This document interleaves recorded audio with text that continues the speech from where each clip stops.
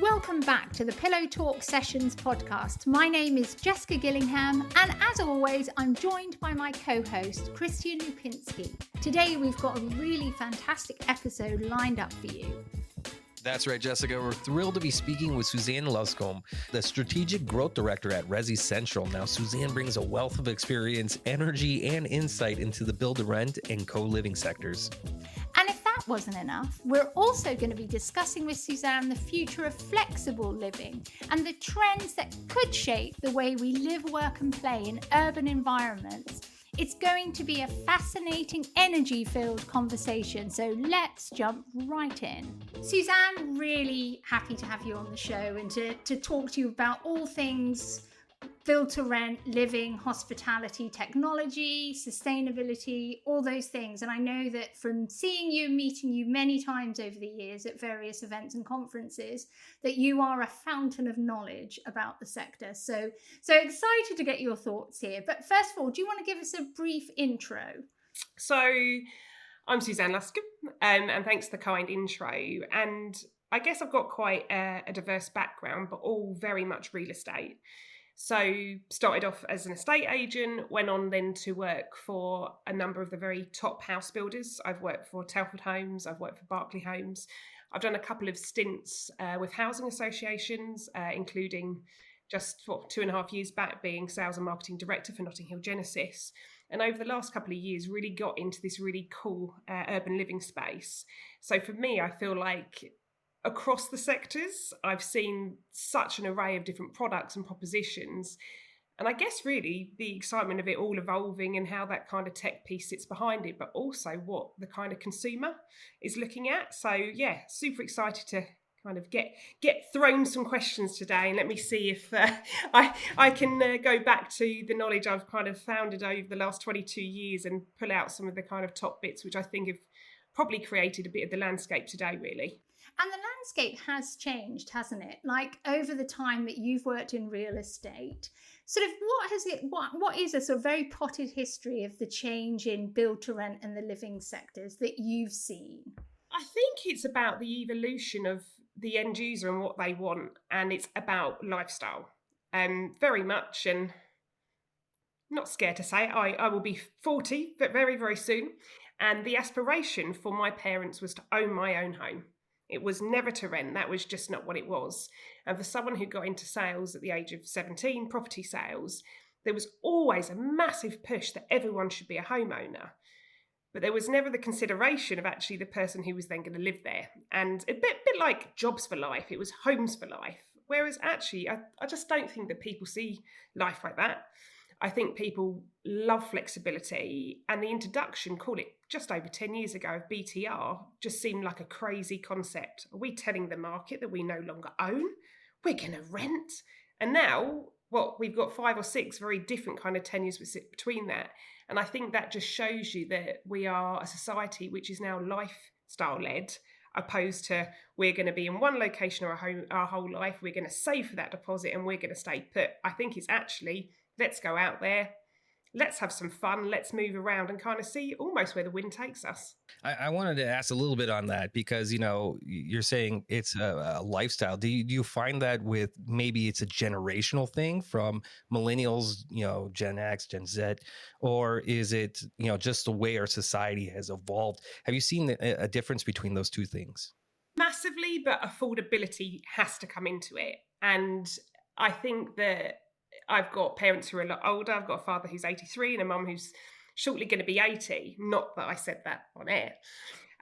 However, their generation was very much about passing on an asset. This is our home and we've had our children here and, Christmas Day will be here to the end. Whereas, now people go, actually, should we jump on a plane for Christmas? Should we just rent a Airbnb for the summer? Life has become about experiences. So I think the generation has definitely led it in terms of the older generation. But now there isn't so much of that old money coming through. And I think for those who perhaps bought a home some, 40, 50 years ago, they may have spent 20,000 on it and it might be worth 800,000. So the money which gets passed through is vast. Now that opportunity no longer exists. We're not in that type of market. And so actually that money often gets absorbed probably in care home charges, inheritance tax and things like that. And so you're no longer kind of a generation who's got money just passed down the line. And so actually the youngsters are going, I'm not going to get any inheritance. Wow, I've got to live in today's society. Life's really expensive, but actually I still want that holiday. I still want to go traveling for 6 or 8 months of the year. And if I want that handbag or that 10 cups of coffee during the week, I'll have it. And I think, it's never caught up property prices with kind of inflation and everything like that. And so that gap has enabled really this marketing sector to really push through on what rent is. And then off the back of that, actually how rent doesn't have to be a year's tenancy agreement.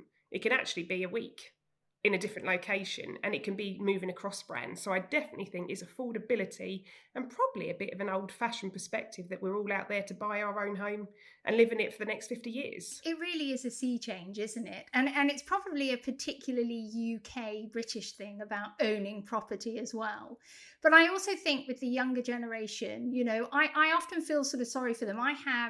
You're going to be 40, I'm about to be 50, but I also have younger brothers and sisters that are still in their 30s, and they haven't been able to buy property in the way that my, just that 10 years, 15 years difference, being able to buy property very affordably when I was younger.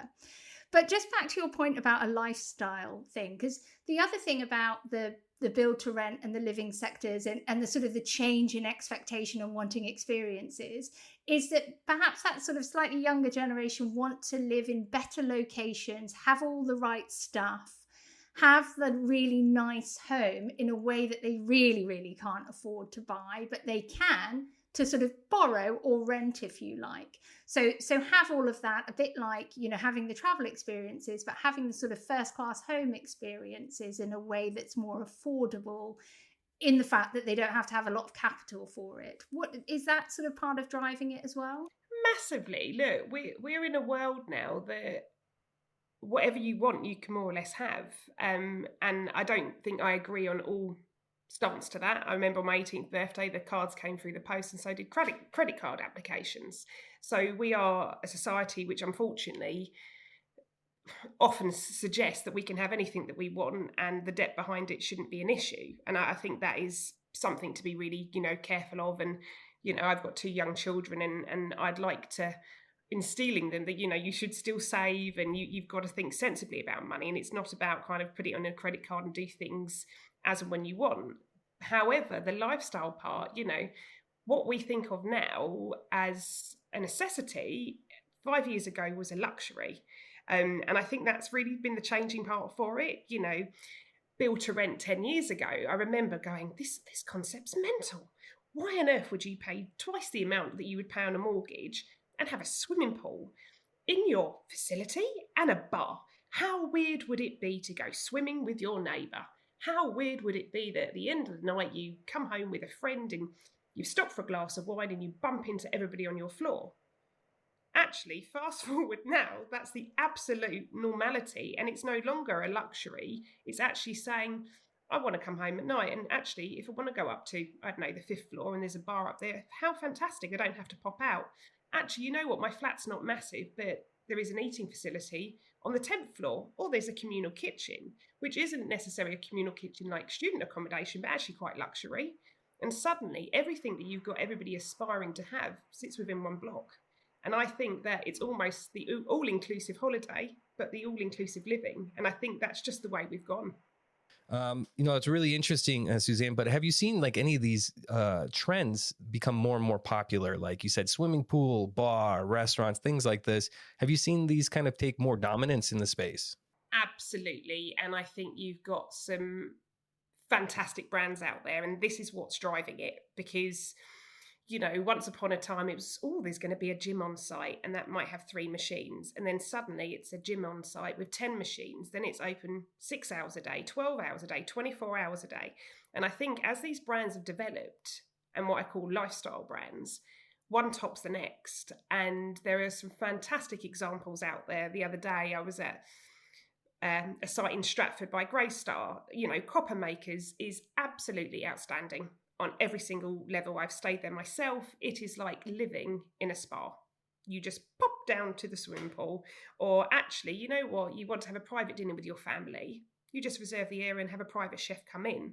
And I think what's really cool about this is you've got these people setting what you think's the bar, and then the next time which comes along, actually it does the same. And I think that's what's playing around with these price points, because actually, once you've lived in a complex like that, I think you'd find it very difficult then to kind of go backwards on that. So I think it's just a matter now of brand, how people are positioning themselves in the market, and then what becomes, again, normality. So I don't think that people will see it kind of as a necessity anymore. It will just be, that's life. Of course I've got a swimming pool. Of course I used to have a gym. You know, that is what they're buying into. But I mean, what you're saying sounds so appealing. But is the demand there? Like, are the consumers, the residents, are they able to really understand what's being offered to them here? And are they taking the operators up? I think there is a massive confusion in the market. And I think where we have gone from aspiring to buy and now actually renting, and that being the norm, that there is a complete misunderstanding of what all the different terminology is. And to you and me who sit within this space, we understand what co-living is. We understand short-term rentals, what a serviced apartment is, what BTR is. But actually, these are very much inward-facing. They're not external. So when you've got a couple or friends or a single person actually going, right, you know what, perhaps I'm going to move to London. Oh, I want to look at rental options. They probably go down the standard route of looking up or going to an agent, flats to rent.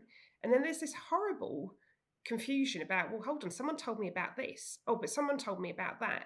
And then vice versa. With that confusion, I think you've got a few of the naughty people out there who go, well, actually, I quite like the idea of co-living, so I'm going to pretend I am a co-living provider. And that means if I stick in some desks downstairs, that means it is co-living, because they can kind of live there. We'll do a shared kitchen and we'll have a work area. And it's like, well, no, actually, that's not what it is.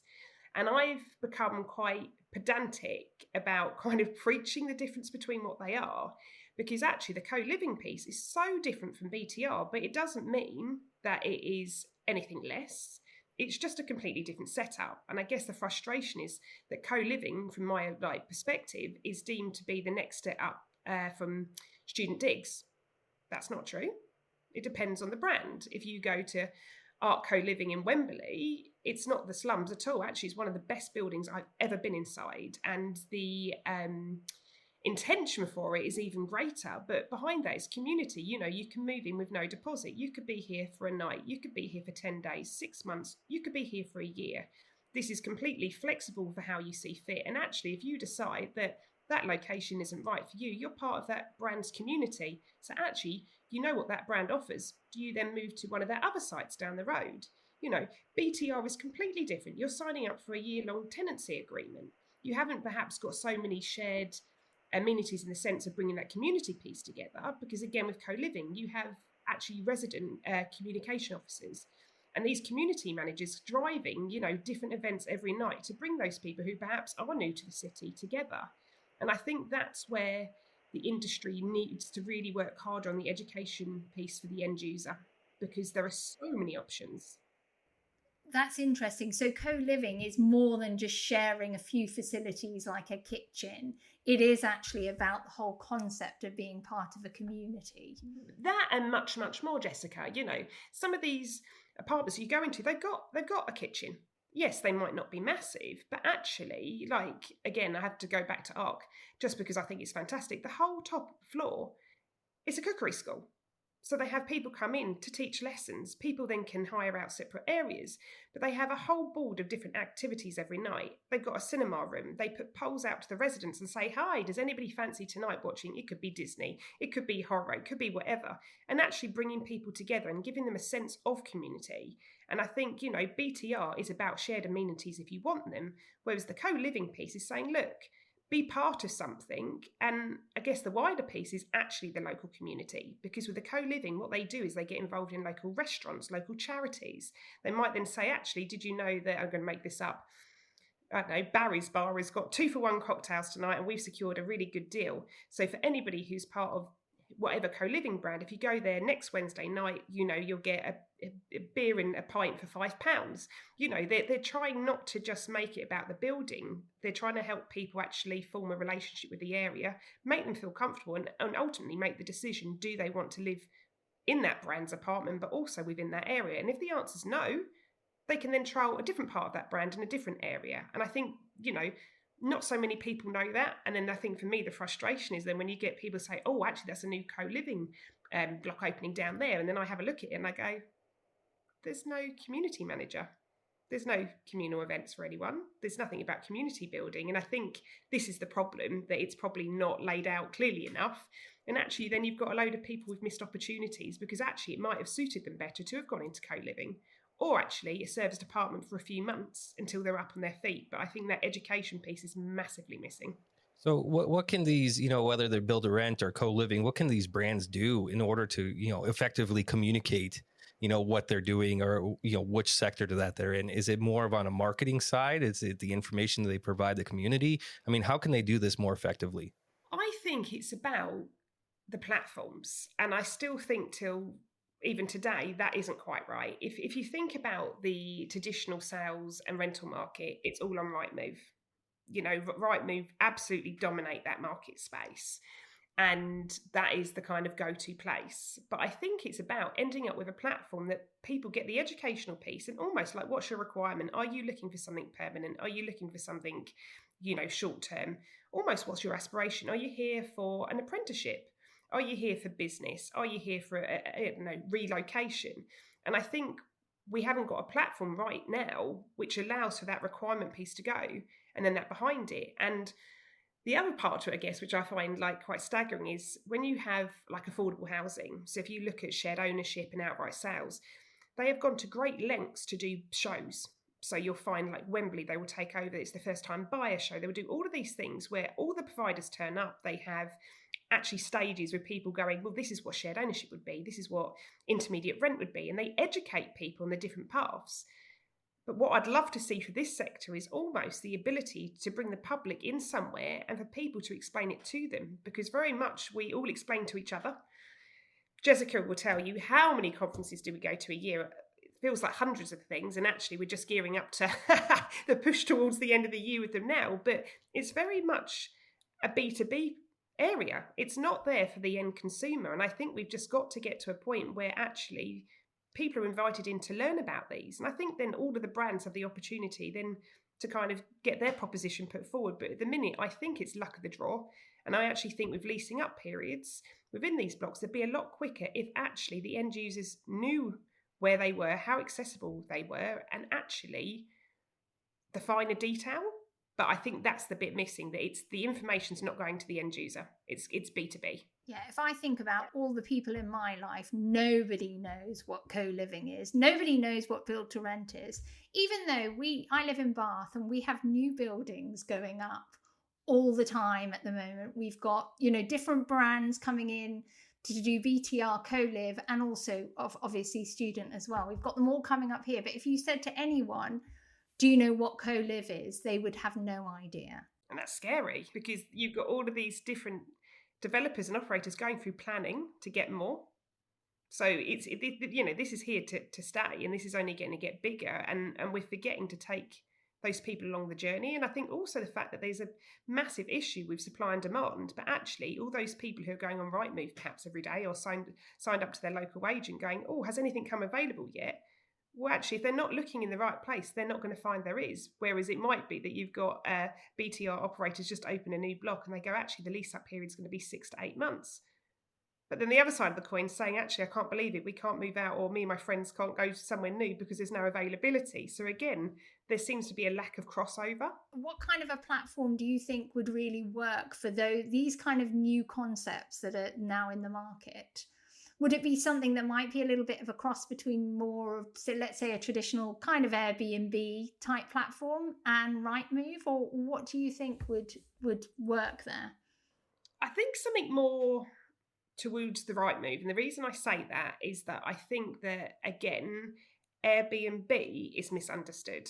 And, Airbnb is just literally a platform. But if you said to the end consumer what's Airbnb, they go, oh, it's a house in Kent this weekend, 6 bedrooms for £1,000. And you're like, no, it's a platform. So I think that we have to be really careful with Airbnb. I am a fan. I use them. I was on Airbnb only a month ago.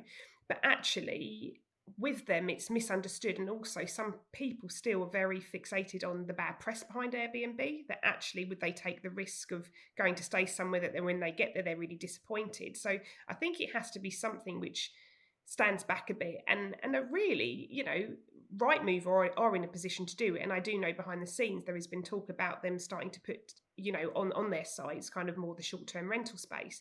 But I think it's then getting the brands to build into it. And I think that really it's the old school against the new school, and nobody knows how to do it. And then yourself and I have a chat at a conference a few months back, and then you and me are discussing the fact the knowledge base in here. So I kind of feel like we need to kind of get everybody on that bandwagon and go, look, youngsters want a really simplified way of going online and seeing all the options, but also getting people on board to do that. But it has to be super simple, not us old folk, not talking about you, Jessica, but just me in particular.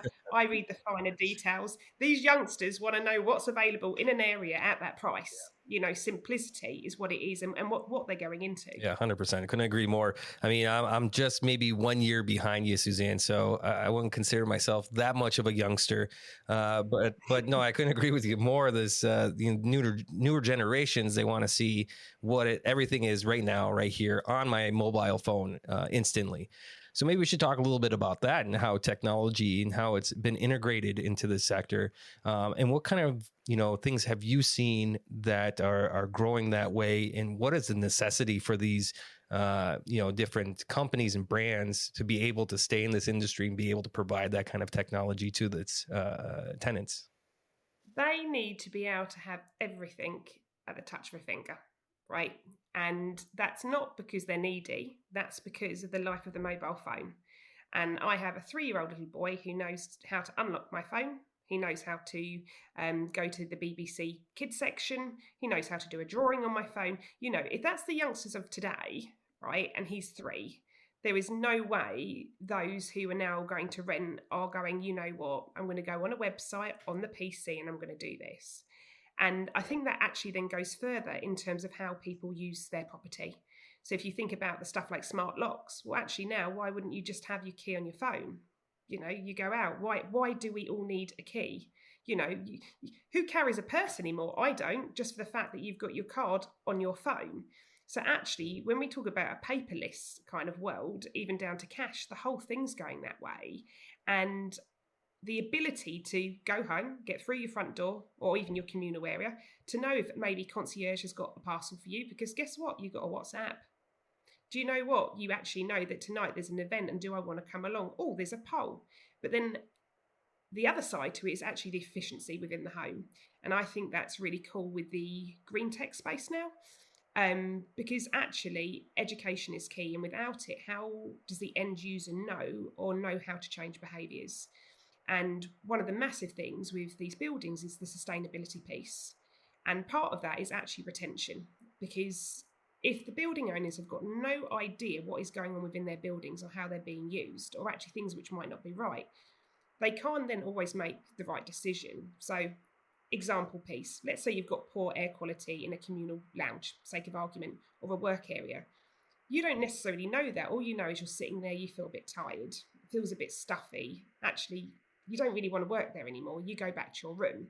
And it could be that that's actually a factor of why you ended up living there. And if that is a reoccurring situation, that actually every day you go down there and it might actually make you move out in the end. You don't realise it at the time, but actually one of the key points to you living in that block were having these shared amenities. But actually for some reason it just doesn't feel right. Whereas actually if you put green technology in which can track, I don't know, and this is a good example with the air quality, that actually something's not right in that area. It's pretty poor, it's too hot and it's too stuffy, the air circulation's not right. Well, actually, by monitoring that, you suddenly make it a way nicer environment to be in. The same kind of with the gym areas, either people complain they're too hot or they're too cold. So I think it's about being really smart across a whole building, even down to the level of the lighting, But then the individual apartments. Now, if you could give someone the opportunity to look at an app and go, right, actually, I'm on my way home, it's 2 a.m, it's freezing cold. Can I put my heating on? I'm not going to wait till I get in and then freeze. Actually, I'm just going to go on my phone and I'm going to put my heating up for when I get home. Actually, you know what? It's really dark tonight.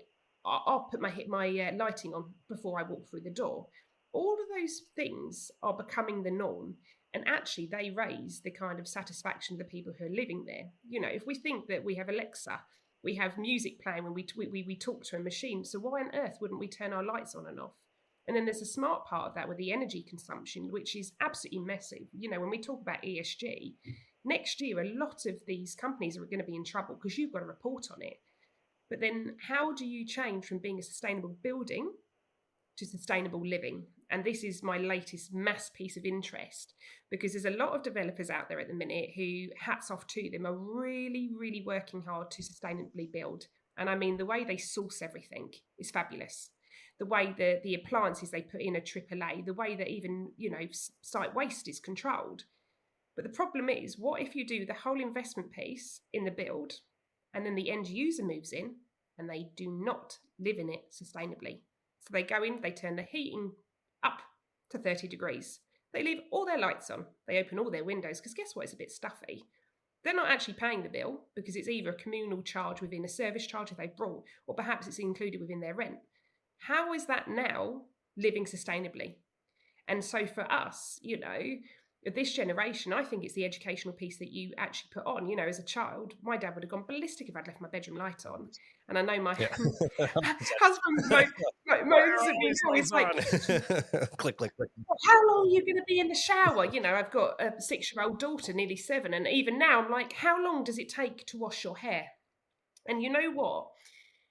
Part of that is just probably being brought up, you know, in that older generation. But actually, when you read all the news reports at the moment, even the water crisis is, you know, quite shocking, actually. But all of these things will not change unless you educate that person. And what I think is great about this green technology is actually, through an app on their phone, it can say, did you know you've left your heating on 30 degrees? If you were to turn that down by 2 degrees, it could save you £240 a year. Or do you know that that's not a sustainable way to use water? Or actually, you've left all your lights on. And I think that this is where that piece needs to move forward, because how do you change behaviours if you don't educate? And certainly, if I wasn't so moany with my children and husband, we'd probably have all the lights on all night long and probably heating on in the summer just because it's there. So I definitely think that tech piece has to become an educational piece and really educate that kind of end consumer on how they use their home and actually the difference they will feel within it. That's interesting, because that's all back to that kind of experience of the living as well. And I'm just going to add on this. I mean, I was brought up, put a jumper on, still cold, put another one on. And, you know, I have children that are just in T-shirts and shorts in the middle of winter because, you know, the heating is expected to be on. But just on air quality, right, I was renting, or our company was renting, a co-working place, and we actually left because the air quality was so stuffy. I found it, you know, I was asleep by 3 o'clock. I found it really uncomfortable because it was a beautiful old Georgian building, but the air quality was so poor that was actually a driving factor of why we moved to a different co-working. But the sustainability and the tech sort of side of it, I mean, imagine, you know, getting a notification saying we could save you £240 a year. Now, if the resident is not paying the bills, they might be, so what? But if it said, and this might save 10 trees a year or something like that, that would be much more kind of that emotional motivation might be there. And so with that, with technology, you need to have it all connected then, don't you? You do need to have the kind of the sensors in the property, the access, and then also a resident app that then says these are the things that are going on, as well as for the operator, I guess. And you're completely right. And I think, you know, I'm a great believer that you can't unlearn things. So once you know something, plain ignorant doesn't work anymore. And through the time that I have spent in my current position at resiCentral, it has been an amazing kind of journey for the fact of that tech, that it's not in there to monitor, because actually data monitoring is fantastic, but it's what you do with it. But it's the educational piece. And actually, if they pay the bill themselves, actually making them aware of the impact they could have for themselves, but actually the building they live in. And if they don't, actually even the introduction of stuff like fair usage policies, saying, this should be your allocation within the rent you pay. If you're going to overuse it, which means that we're not being sustainable as a community, you will be charged.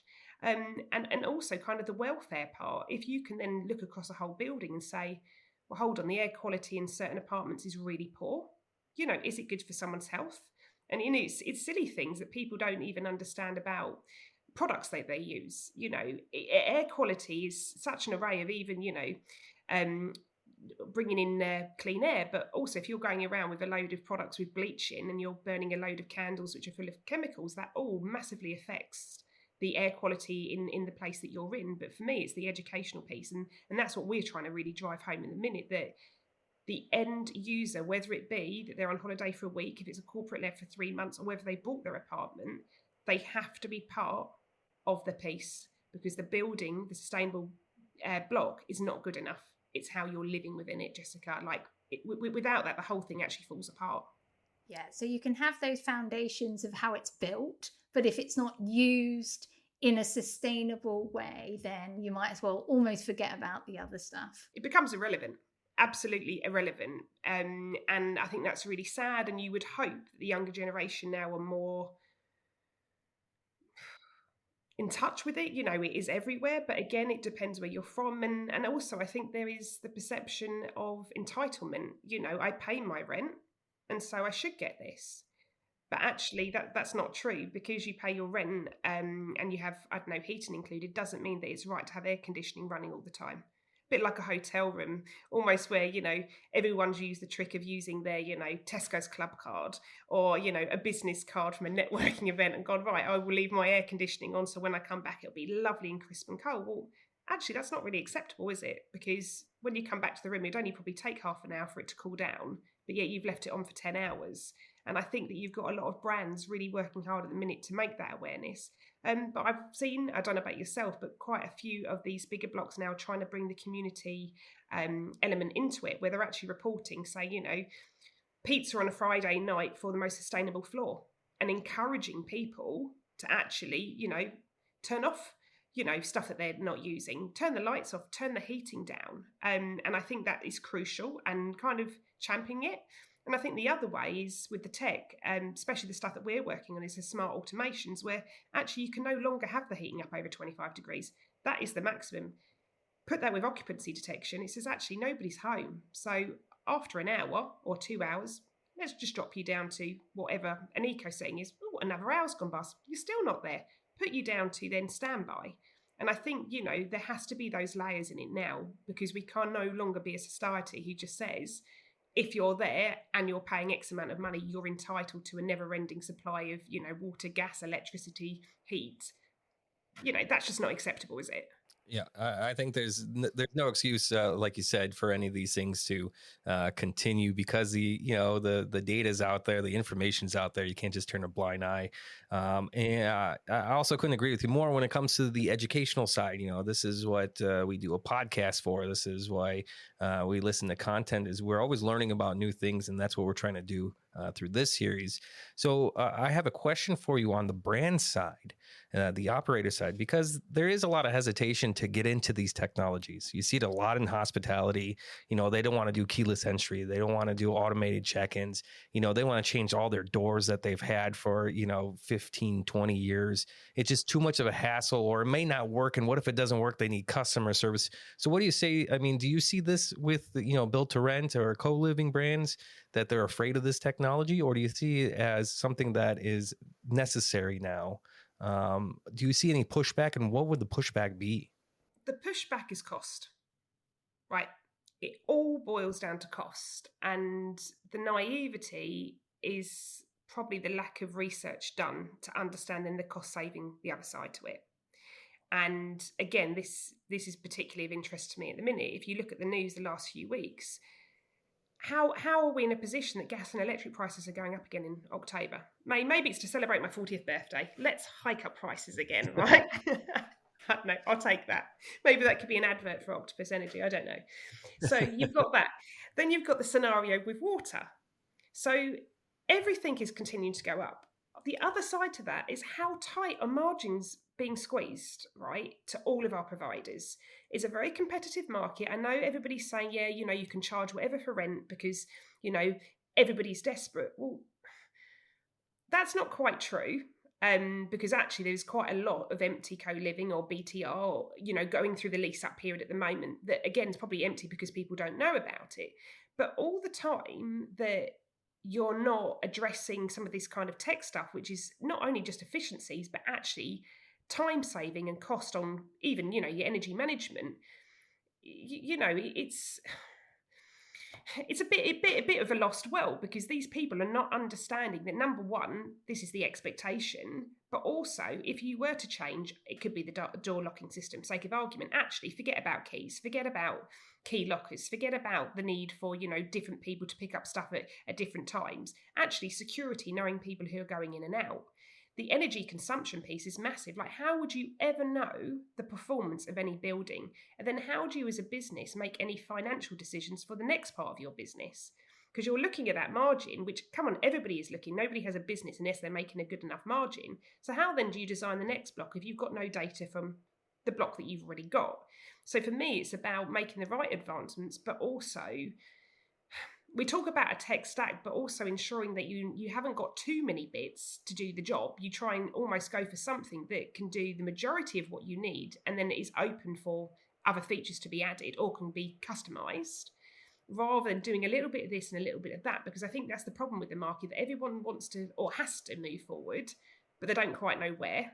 And I call it a green journey, right? And green steps, that everybody is trying to make some way forward at the moment. And where someone might start, it could be, I don't know, could be water consumption, it could be noise detection, it could be a keyless card. But unless you've almost got an actual, what I call a green strategy, you're never going to get to the end piece. So I think the problem is, if one of those pieces then gives you a bad experience, oh, you know, you're nervous, you know, you take a step back. But also the rates per night. So if we take short-term rental for example, it could be in a BTR block. We know for a fact that some of the operators that I've known over the years, they will take units within the Greystar or other BTR blocks. Now, they are charging a rate per night. If whoever is staying there is completely and utterly rinsing those utilities, that margin is decreasing second by second. So there has to be something that comes into that space in order to protect those margins. So I think that it's a slow start with all of this. And I think kind of the bigger companies are up for it. But if you think about America don't do keys. What's a key in America? What? You know, they're fully advanced on that. But you look at Australia and they're completely behind, like on anything, even from energy monitoring. So I do think the UK is in a really super strong position with the kind of prop tech and the green tech to really kind of pave that way forward. But I think it's once bitten, twice shy, that unless people do their research properly, and also it's the return on investment, unless they can really show that they're not then making the investment or they're making it in the wrong places. And you talked about having a green strategy, and it's a bit like when you're building your general tech stack, you need to have a tech strategy for building that tech stack that you have for the whole business. And then it is looking at the bits that are the green, as well as the experience for the end user as well.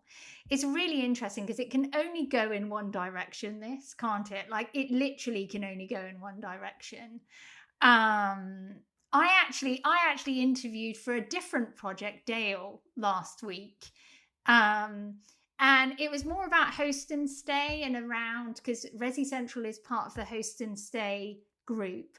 And it was really interesting talking to him about how, you know, you guys are on the host and stay brand using resiCentral for all kinds of things, and how it is increasing, you know, for the owners of that product, how, you know, it's really helping them, you know, make those savings and things. And one of the things that you said about being, you know, if you're out, you leave your air conditioning on so that you come back to a nice, crisp, cold apartment. I've been guilty of that. We were in Croatia for our summer holiday. We did it. We left the aircon on, so when we came in, it would be, you know, nice and cool. I feel awful saying that now, but we did do it. And but having the ability to have put it on half an hour before we arrived just like you might in a home with Nest, would have been, really, that would have eased any kind of sort of conscience that I might have. But also, we would have used it. Look, we're all guilty, yeah? And we need help in how we manage that. And right now, because there isn't the solution there being used, everyone will continue to do it. And slightly off piece in terms of, not necessarily BTR and short-term rentals, but if you look at kind of holiday parks, they're not necessarily, you've got all these lodges and things like that, they're not necessarily the best in terms of installation. So actually they go the other way. You get a cheap deal because it's the winter months and people go, 3 nights away for £99, isn't that fabulous? We'll keep that heating up 30 probably the whole time we're there because we know it won't keep its heat. And also we'll use the washer dryer even for a pair of, pants and socks because whilst we're here. And you know what, it's back to that kind of entitlement piece. But for us, it's taking things just one step further. So instead of it being on programming, so i.e. the half an hour before you come back, it's actually the occupancy detection. So you've got 2 ways of doing it. So you use the occupancy detection actually to turn things down or off, which is incredible because let's be honest, we've all done it. We've gone out and we've left a light on. You've come back and you've gone, oh God, that light's been on all day. What I would say is it goes another step though as well, doesn't it, with the automation. So actually the operator can decide the rules as well and say, when this happens, then this happens. Now this is fabulous. So this is where I get my ultimate geek on. So I am absolutely about a rule book. So you go, right, student accommodation, sake of argument. If this and this contribute to that, that cuts off. I.e. we were doing a piece of work the other day on heated towel rails. Why would a heated towel rail need to be on all day long? But how many heated rails do we reckon are left on across the country throughout the year? Thousands, maybe millions, because it's one thing, you go into the bathroom, you want your towel to dry. So actually, if there's no occupancy in student accommodation, all the lights are on, the heating's at 30, within an hour it drops down to this. But then it gets even smarter. Well, hold on, humidity in that bathroom. Or humidity levels are high, heating's high, and air quality's bad, send an alert. We've even developed it to the point about actually well-being alerts. So actually, if the status of a property is a bit odd, so there's been no occupancy detection in there, or actually a small amount, but the heating's still really high and the humidity's through the roof. Should someone be going around to check the person in there's actually all right? That's great. I mean, there's a lot of interesting stuff in this conversation. There's a lot of exciting technologies that are coming out, and lots of ways that we can not only live better, but live better for the whole environment that we exist in. I suppose there's one more question we have for you, Suzanne, before we wrap up today's conversation. The future of flexible living. How do you see things moving forward? Are the trends going to stick around? Is this technology just going to get better? Are more people going to, look at this more rental rather than buy? And is it going to continue to expand the way it has the last few years? Now that is the million-dollar question, isn't it? Absolutely. This flexible rental space, which is what I call it, has got every opportunity, I think, to pretty much take over the market. The more flexibility you give everybody, we joke, you take an inch, take a mile, right? That will become the norm. And it will become the norm through generations. So what we're seeing now is a 20-year-old thinks this is fabulous. Well, actually, in 20 years, they will be 40. That will be inherited down to their friends, to their family, that approach. So it's going to become generational, 100%. But what I think will become really cool is the normalization of these things, that these will become very normal products, very normal ways of living. It shouldn't be like, have you heard about this BTR block? That should just be an option on the market. But where I think it's going to become a really interesting space is really the multifamily units and also senior living. Because there are still the question marks over, would a family with 2 adults and 2 children live in one of these blocks? Is it really been built for them? And also for the senior living part, because actually, why should it matter what age you are, the size of your family? And where I think it will head is actually it will become more community living, which is what it's like in a lot of different countries.